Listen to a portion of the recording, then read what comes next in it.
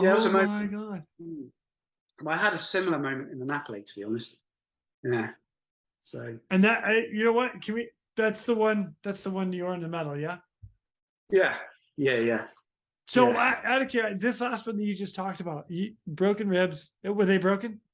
No, Oh, they weren't, because I wouldn't be flying again for weeks and weeks and weeks. So they were just bruised, right? they They were were bruised. just bruised, I'm all quote right. unquote. I'm okay. I'm Oh, okay. You okay. sure? You look like you got broken ribs now. I was always that It- guy. I only went to the sick bay once a year from a medical. Never ever again. I'm like, yeah, I'm fit. Yeah, I'm fit. Just get me yeah, flying. Still fit, right? Let's go. I So feel yeah, you.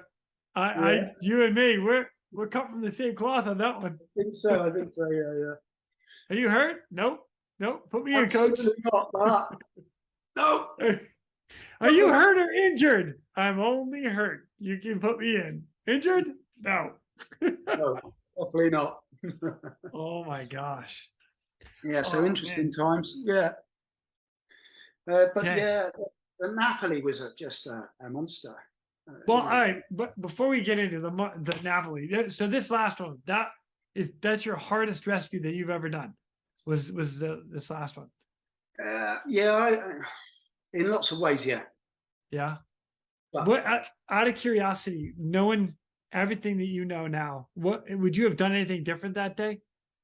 no, there's nothing I could have done different. I think No. there was just nothing. Maybe grab the rail at the forecastle quicker, because I didn't get it. Obviously, I went backwards. I went down half pretty damn quick, but it was like that. So as soon as I'd hit the deck, the deck had come up to see me. So there was Yeah. released the wind shook, and as I'd done that, it pitched down, and that's when the bow wave came over. So it was all in an instant. So yeah, Unreal. so I was lucky not to go for a swim that day, but I have had Yeah. to. I've had to jump off a massive yacht to get rescued myself, because it was just too dangerous to do it on a yacht that was unmanned by them, because I'd taken the crew off, and it was quite a big yacht, and yeah. So you got to just jump in the water and then get rescued. But it was daytime, so it's all right, isn't it? Yeah, I'm all about that. I'm all about getting in the water. I think getting in the water is actually easier than doing it off a Safer. boat. Yeah, yeah, Yeah. yeah. I don't know if other people would argue with me. And you know what though? I'm not a pilot. So I can't speak for pilot perspective, but for a rescue guy, rescue swimmer, man, Well, you're now out of entanglement yeah, hell. and we're in So company with water, and we got the gear. The yeah, difficult thing I find is trying to encourage people that are in really like beaten up yachts, yeah, that it's just it's just going to be the worst way of trying to get in there. If they haven't got a dinghy or something, it's like, okay, the best way you can do is dress you to survive and get in the water. You'll yeah, be in there for no time at all, and you'll be in the helicopter, and they're like, no way. yeah. Do you want me to do what? You want me to get Yeah, in the water? yeah, you No. could have rescued me from the boat, because that's the bad stuff. This is, I'm in a safe place. I'm like, yeah, Yeah. I know, but this is just going to work better, and you're going to be safer. Nah, not doing it. Okay, let's see if I can. Let's see if I can help you. Oh my gosh, Jay. Yeah, yeah. Let me Let help me, push you. entice you. Yeah, yeah. And that happened in the Napoli, which just had to happen. You know what? We've mentioned this a couple times. Let's get into that a little bit now. Before you start talking about it, I gotta, because this is what I love to do. You got a medal for this. I don't actually have the write up for the medal, but what I do have is BBC News. They did a really nice write up right here for that whole rescue. Yeah. Let me read it, and then yeah, I'm looking forward to getting the backstory of this. So this is the BBC News article dated 10 October 2007, titled "Medal Awarded to Napoli Rescuer." The Cornwall-based Royal Navy officer who helped rescue a container ship's crew in a severe storm has been awarded the Queen's Gallantry Medal. Petty J. O'Donnell was winched down from an RNAS, which is Royal Navy Air Station, Culdrose helicopter to a life raft to save 26 crewmen of the stricken MSC Napoli. The ship had been holed and it was taking on water in the English Channel. The ship was later grounded off the East Devon coast before being broken up by salvagers. When they arrived on scene on 18 January, the helicopter crew from RNAS Culdrus knew they were in for a tough operation. Spray whipped up by the gale force winds lashed rescuers and crewmen as the life raft was thrown about by huge waves. One helicopter broke 2 lines before the winch line was attached to the raft. Donning full dive kit, Petty Officer Donald was lowered into the sea before swimming to the life raft.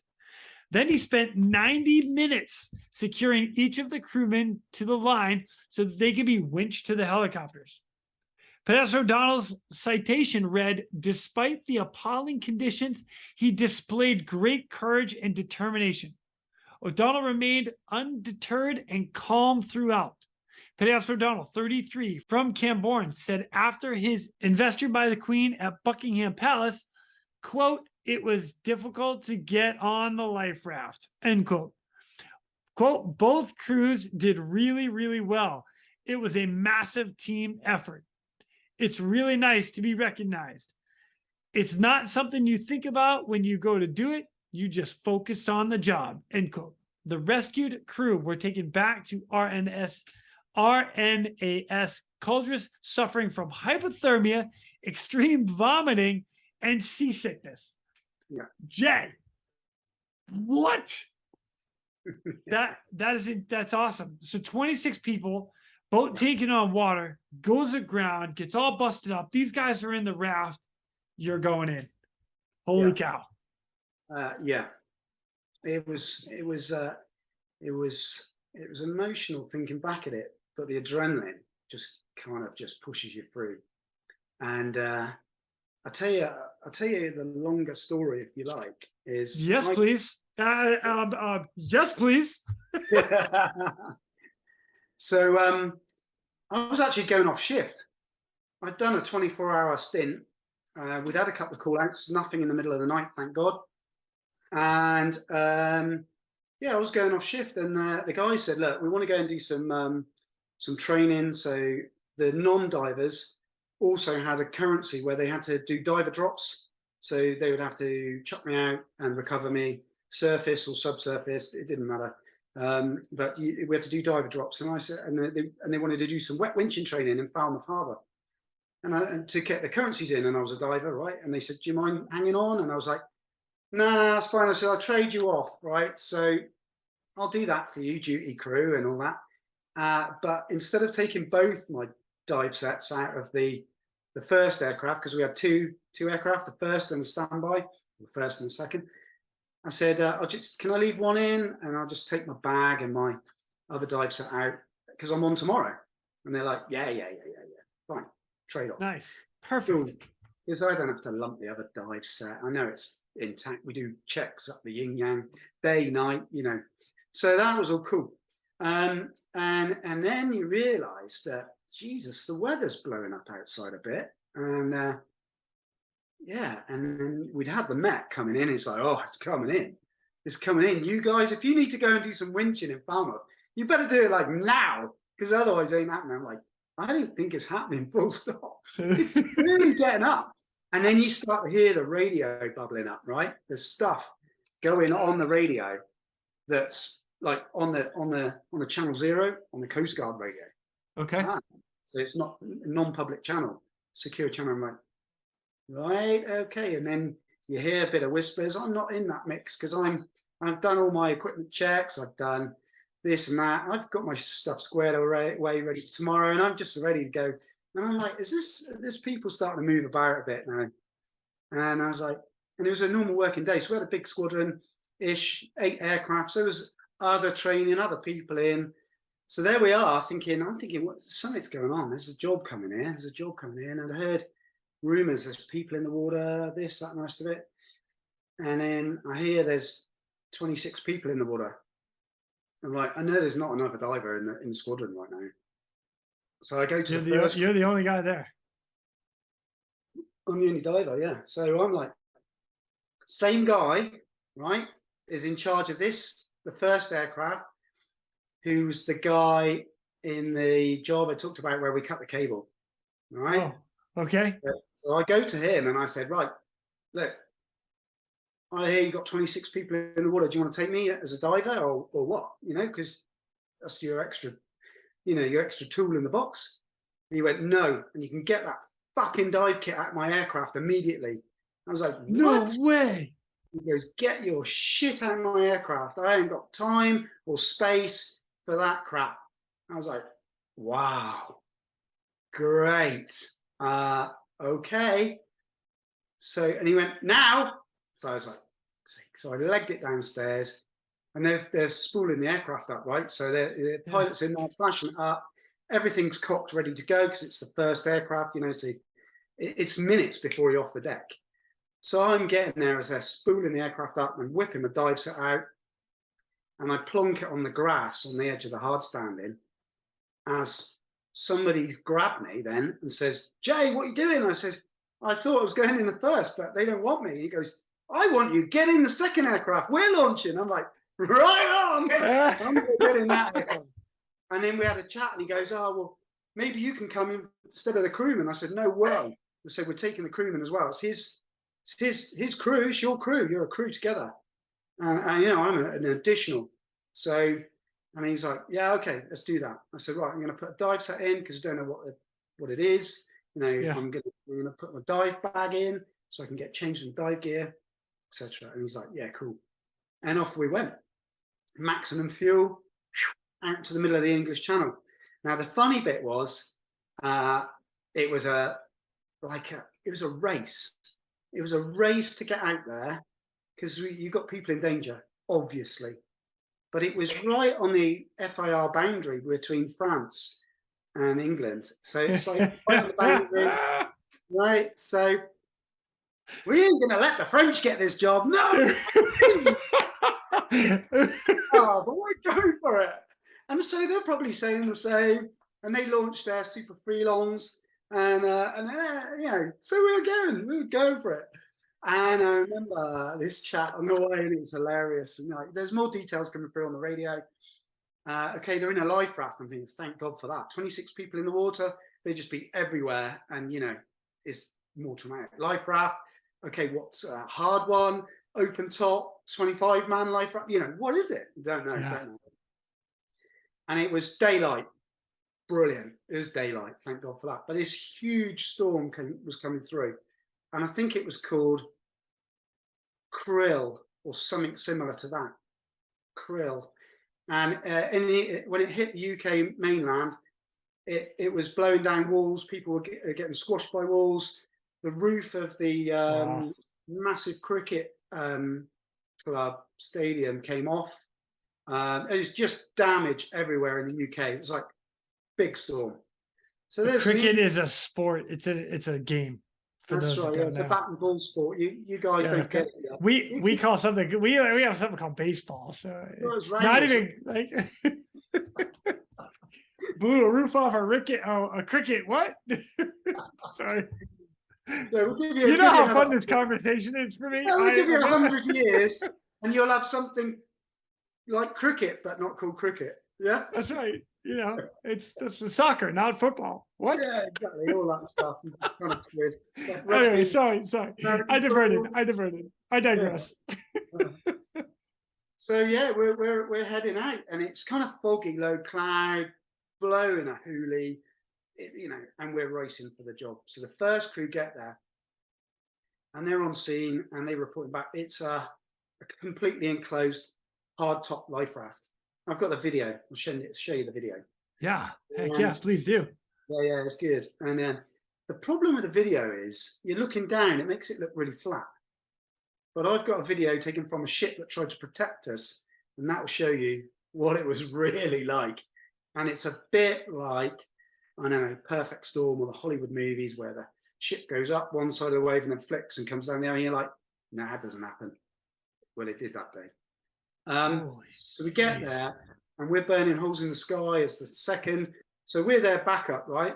So we're there for them and any other tools in the box that we can help with. So, and they're there, and they actually snapped 3 of the 4 high lines trying to get the high line to the back of the boat. There's a little railing and a door, and they snapped 3, and they like got 1 more left, and they're like, this is not working. And I'm stood in the doorway on dispatcher with Chuck Norris, right? So yeah, not the real Chuck Norris. Yeah, yeah, it's called Chuck Norris because of that. And Chuck Norris has acknowledged that when the PR went, Chuck Norris sent him a message going, "Hey, you're the real Chuck Norris. You're the real danger guy. I'm just the guy on camera." This is brilliant. Absolutely brilliant. Oh my gosh.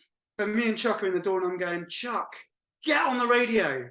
Get on the radio. Tell them to get out of the way. I know how to do this. I'm the diver. I'm going to jump to this boat. I'm going to get winched down, but I can get to this boat." And he's going, "Jay, calm down. Jay," I said, "You've got like 30 seconds, so I'm getting on the radio, and I'm going to tell them to get the fuck out of the way because they're just wasting time." And he's like, "All right, all right, all right." And with that, they went, "Rescue 194. This is 193. Like, Roger, go ahead." And they're like, "Yeah, recommend you use your diver to assist the rescue. We'll back off and keep station." I'm like, "Ah, at last, I've been going on for minutes." So I'm dressed, ready. Okay, I'm already in my wetsuit. I've had time to think about it. And do you know one of the hardest decisions? Because I knew that the Royal Navy was looking to get rid of the rescue divers, right? And I know where the rescue swimmers in the US are keen to be rescue divers as well, but that's never come about for lots of reasons, I'm sure. Yeah. And it's an easy thing to turn it off, but to get it back or to start it is really hard. And I thought, Jay, if you jump to this boat, there's no other person who could have done that in these 2 crews that are here. And only that branch, that specialization can do it, right? And so maybe it'll save the world of search and rescue divers, which is a really small niche branch.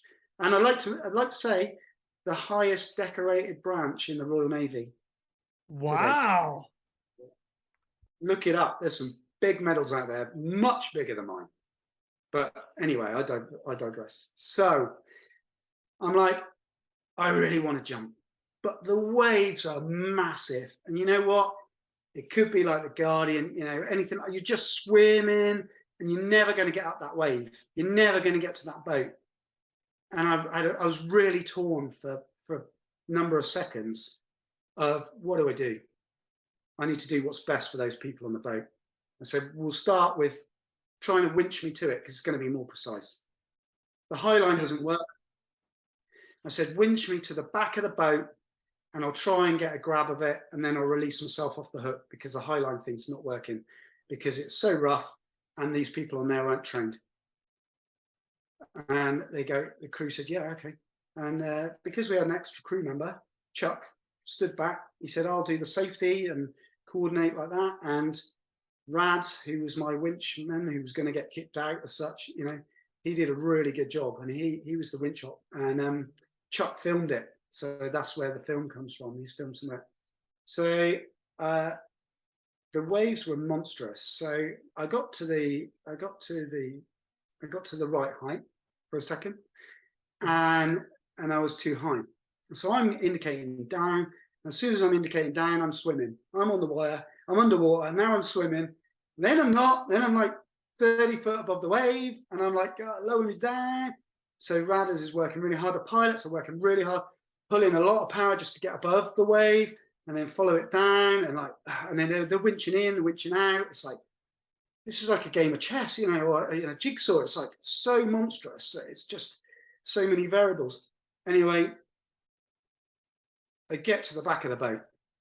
I get a big handhold at the back of the boat, and I'm on that guardrail, and immediately disconnect myself, make sure it goes tight, release it, and that's it. Great. I'm here. I got on it. Woo! Step one, complete. Good 10, 15 minutes to get her, right? So then I'm swimming around the back of the boat. Didn't realize till afterwards there's a prop turning.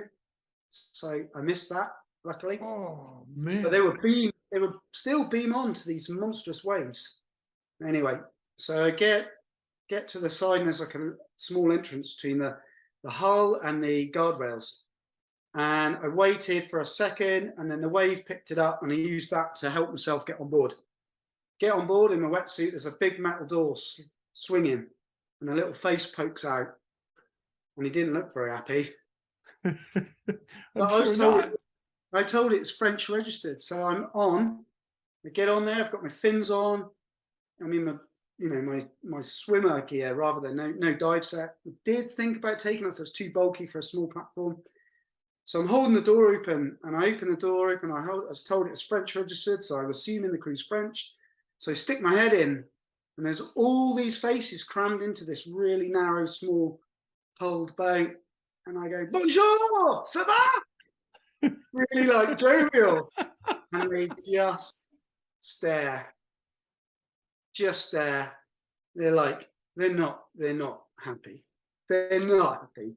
They're not in the mood for anything. I think they were maybe relieved to see me. Yeah, but your joke did not go very far.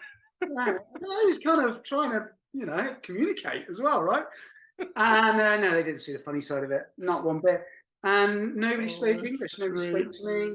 There was a guy I was like, radio, and he's like, radio. So I was like, I wanted comms with the aircraft. I had a radio. My radio died. Oh no! Waterproof radio died in the water. I was like, man, this is going to be hard. Get his radio? Nah, couldn't use it. And none of them spoke English. It's like awesome. Also, because there's all platforms inside, and there's like a skipper's chair halfway up with a little bit of a vent window that he had open. Man, it stunk. It stunk of diesel fumes, and I don't know how many liters of seawater and vomit were in there, but I'm betting you 2 hours worth. Oh man. Yeah, that was a special smell. Right. Anyway, we get over that. I'm thinking, right, this door, they've been keeping shut because it's their survival door, because I think it's a rewritable life raft type thing. It's a hard top. But I need the door open. So I get my fins off, and we always had a carabiner on the back of our fins so you could clip them on, because they're your engines, right? You don't want to ever lose your engines.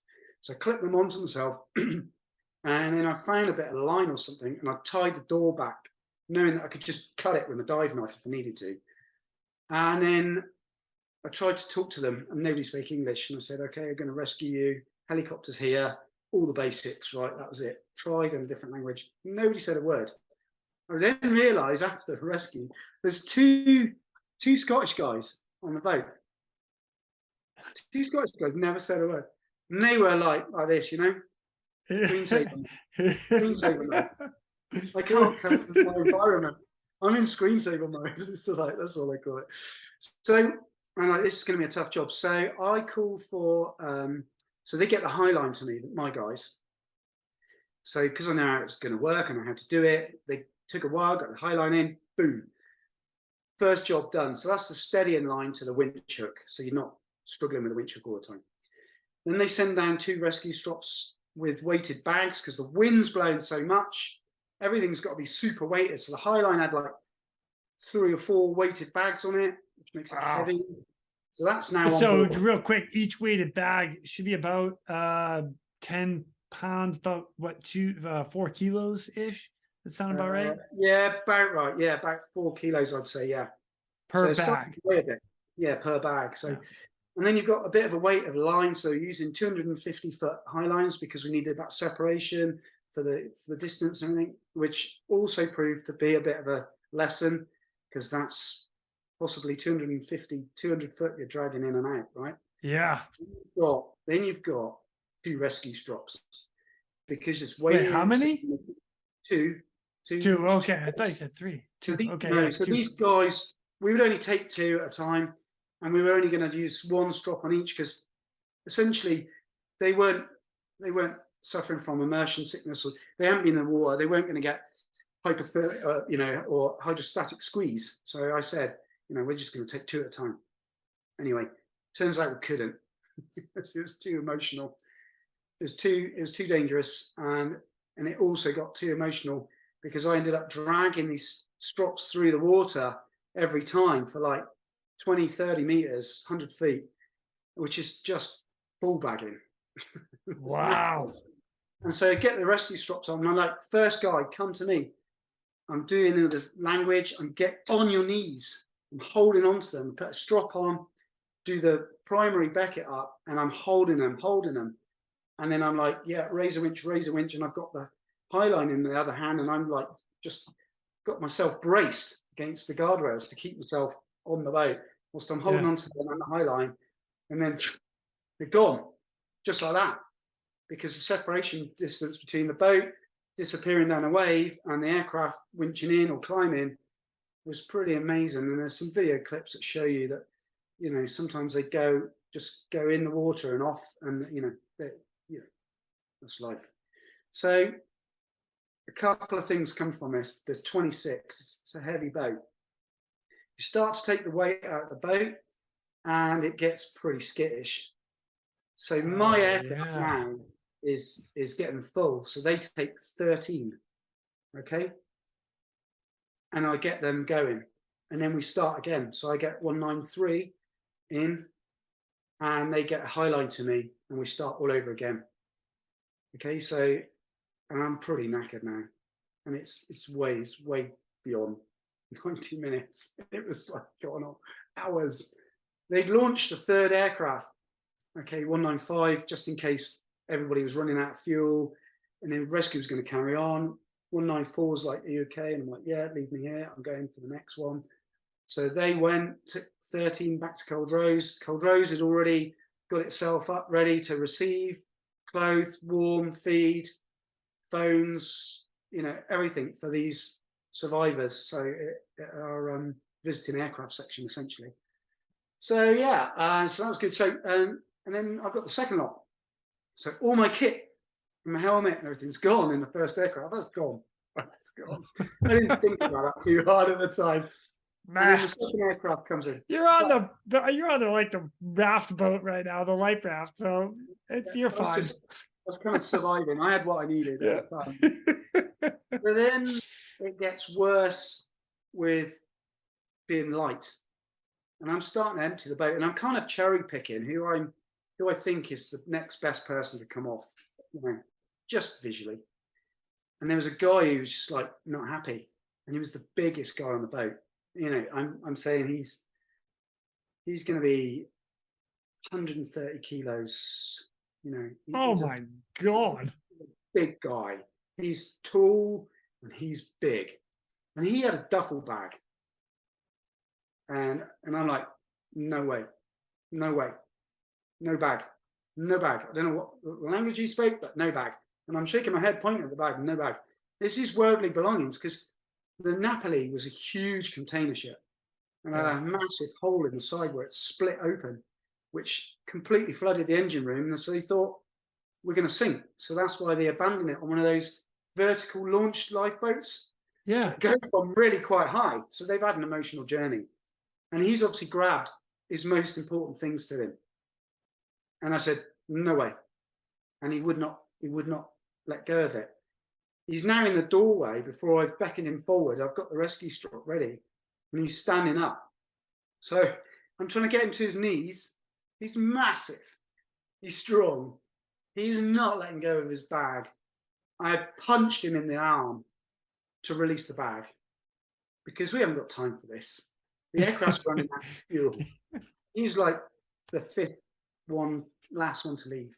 The lifeboat's all over the place. It's getting emotional. I'm getting tired. Ditch the bag. He got really angry when I punched him. People do. He dropped the bag. I got the strap over him, and I'm going, knees, and I'm like literally hitting him in the knees. Get down on your knees. And he would not. I got the strap on, and he went over the side. He's like gone. over into the water. In the water. Oh shit. Oh shit was kind of come across my mind, and I'm like, I'm just holding myself on the boat, and I've got him in the rescue strap next to the life raft, immersed nearly up to his head in water, in 40, 50 foot waves coming, right? And I'm like, this is not funny. And I'm kind of like, I knew this was happening because you didn't get on your knees. And anyway, it was too late. and I'm knackered. I've been going at this for like 2 hours, and I'm So somewhere. for the record, you're not literally naked. You're just extremely tired. Oh, not naked, knackered. Yeah, sorry, so Oh, English. naked. Okay. Knackered. Yeah, You said that twice. I'm like, what the hell is naked? And I naked. should have Not asked you naked. before. No, not naked. That was that other story. No, I'm Yeah. tired. I'm like Smoked, exhausted. done, exhausted. Yeah, Yeah. I'm like, Man, I gotta get up with all these English terms. My bad, dude. My bad. when you Come come on, over, Jay. well, Okay. I'll bring you up to speed. Daz So, has been trying to teach me, but I don't listen to him much. So. no, but he's got a funny accent as well, right? Oh, But yeah, so oh man, this is going bad, yeah. and it's emotional because it's really rough. This isn't swimming pool. This is ridiculous. Never seen the sea so angry in my life. Never seen it. It just looked like a movie, like a made up movie scene. It's just like this never happens. Anyway, so I'm holding on to him. I'm holding on to him, and no, I've just got to get him on board. I've got to get him on board. I don't, it's like the Incredible Hulk thing that you just find the energy, you flip the car. I don't know. People have this, and I don't know how I did it, but I dragged him back. Just waited for that moment where the boat tipped up towards him, and I just used every bit of strength. And now I got my legs pinning me the other way, and I dragged him back on. And I don't know, he's like all that weight. I don't know what that's in pounds, 300 and something pounds. And anyway, yeah, it's so 100 kilos is 225 pounds. yeah. So add another 30, you're probably adding another 60 pounds plus to it. So yeah, He's big. He was Yeah. big chap. He might have been heavier than that. I don't know. Anyway, it was. And now he's wet. yeah. He's got an immersion suit on. To be fair, they all had immersion suits on, but mostly with the gloves missing and stuff. Anyway, so I get him on board. I gather my thoughts. The guys upstairs are like, "What the fuck is going on?" They're waiting. I'm like, "Yeah, take a breath. Right, okay, get the winch hook in. Get it going, ready, right, he's ready, go." So they've given me a bit of slack to play with the cable to get it ready. And we get him gone. And I'm like, right, I'm toast. I am like, absolutely, that's an American word, by the way, yeah. Yeah, that was good. I appreciate that one. Yeah, I'm smoked. There you go. That doesn't work well in the UK. No, I'm toast. I'm toasted. I'm toast. Oh, that's good. So, right, I've just got to get the last few off, and the boat's like all over the place because it's beam on, there's no skipper, it's just all over the place. And I'm like, right, and I reset, next guy. Anyway, the sea rises, the aircraft comes in, all at the same second. They've got me the winch hook, the guy's getting ready, he's on his knees ready, and the cable goes across the top of the lifeboat because the lifeboat skits underneath the aircraft. Okay. Cable goes under, the boat goes under the aircraft now, which is bad. No visual references for the crew. They're like, pay out the cable, give Jay some slack. Because if you snap it, it's just going to go horribly wrong. So in that moment, it's gone horribly wrong. And you know what happens next? The aircraft's probably pulling away because the wave's so big, and then the boat's going to go. It's going to disappear down that wave. So they're going to pay out cable, try and get visual references. They're leaning out the door trying to find me, and the cable has wrapped around these metal bars on the top. Oh my God! Yeah, this is my lifeline. This is so I've got to get it off. So I wait. I look at the sea, and I'm like, got to go for it. I'm not attached to anything. Got my fins on my chest, and I'm like, they're quite big split fins. They're kind of right in the way, but it seemed the best place to put them. I climb up on the top of the life raft in this ridiculous sea, in this ridiculous place, in the middle of the English Channel, with the last aircraft above me going 10 minutes before this. So like, you got 5 people and 10 minutes fuel, and then we're gone. And I didn't know there was a third aircraft. I was lucky they got a third aircraft coming.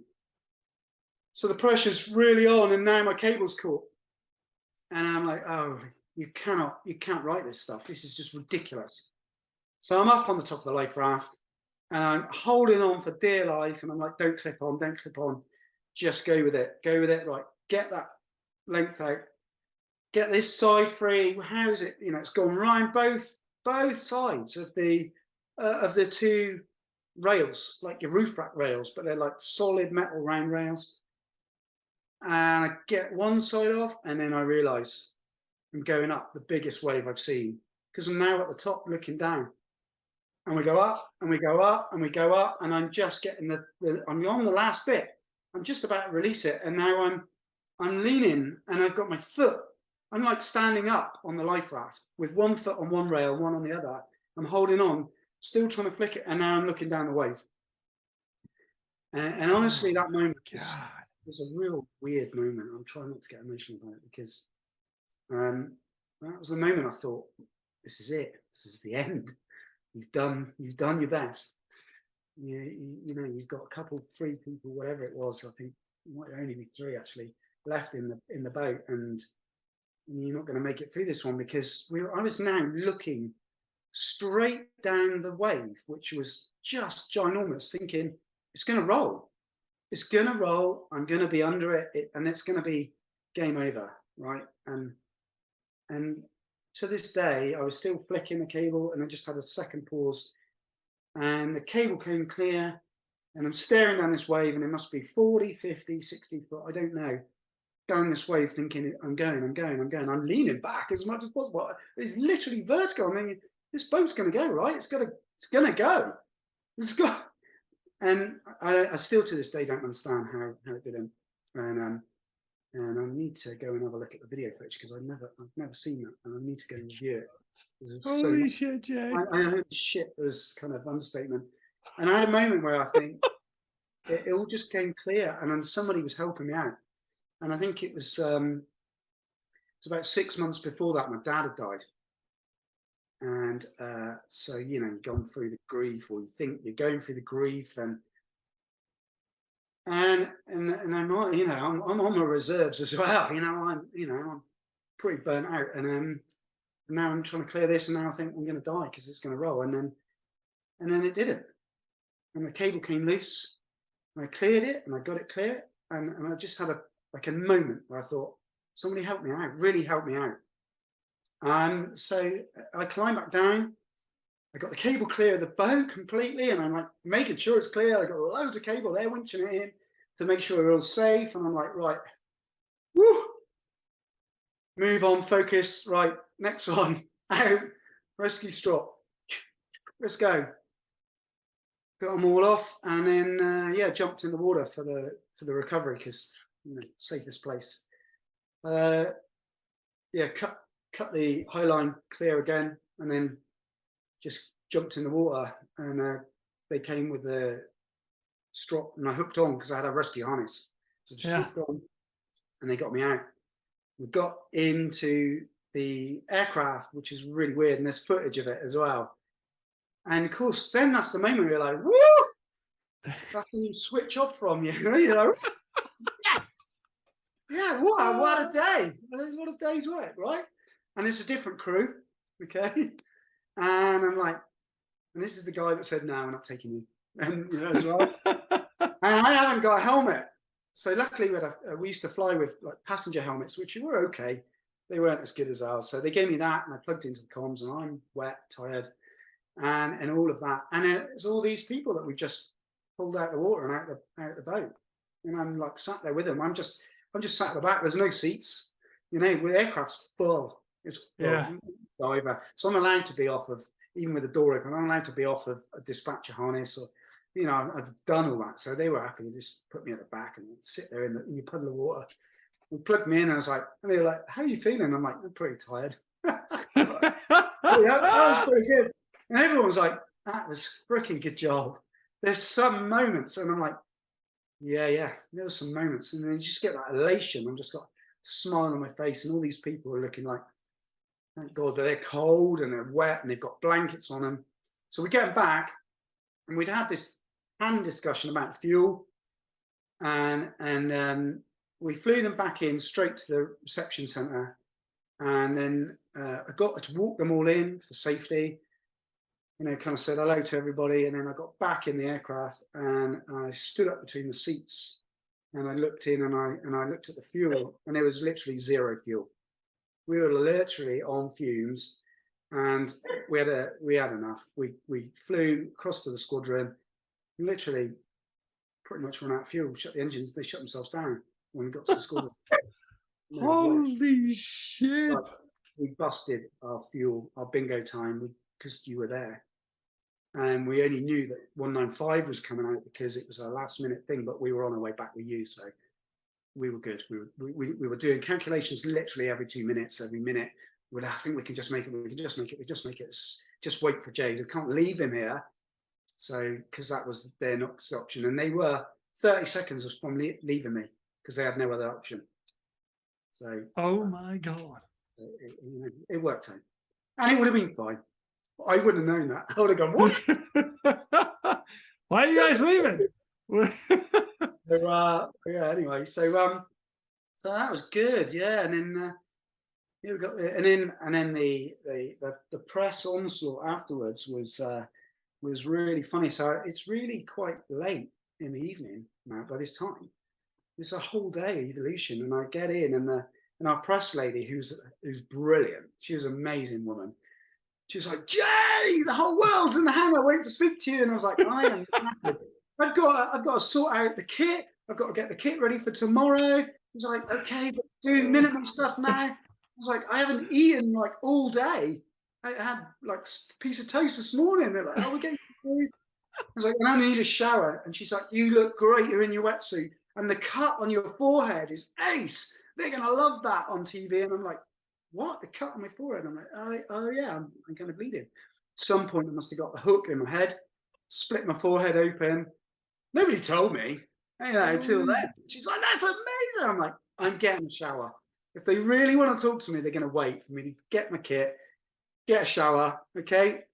And I didn't realise that was also the crew that I went out with, the squadron CO, and everybody else was waiting for me. But I guess they gave me a bit of grace, right? So, oh my God.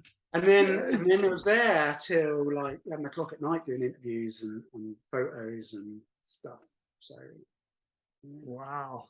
I'll tell you one thing that, because I'm just doing my job, I'm just doing my job. That's what you train for, is what you pay for. Yeah. Paid for, and the love of it, of saving people, is immense. But yeah, the one thing that it kind of makes me proud, and it makes me really happy, because I was just doing my job. But since the first crew come in, what they've done is plug the camera in and reviewed the video. Okay. And they gone through it, but there's a load of people have gone through it, all together on the TV and the crewman, in the crewman's crew room, and they'd gone over it just to see what it looked like and how it was captured and etc. And when I walked in from the aircraft, they were all on the balcony and they all clapped me in. What? I thought they were taking the piss. I honestly thought they were just like winding me up or something. That was my initial reaction. I was like, "What? Shut up!" And they weren't, and that's nice. That was, that was good. You don't probably have these conversations at work. Oh, I didn't anyway, to say, "Oh, thanks, guys." They obviously said, "Good, good job, well done, that was amazing," or whatever. And I was like, "Yeah." But yeah, that was a nice thing. So, yeah. Brother, that's freaking amazing. Yeah, the whole rescue, your entire crew, all the crews collectively. Wow. Yeah, it was big. Just wow.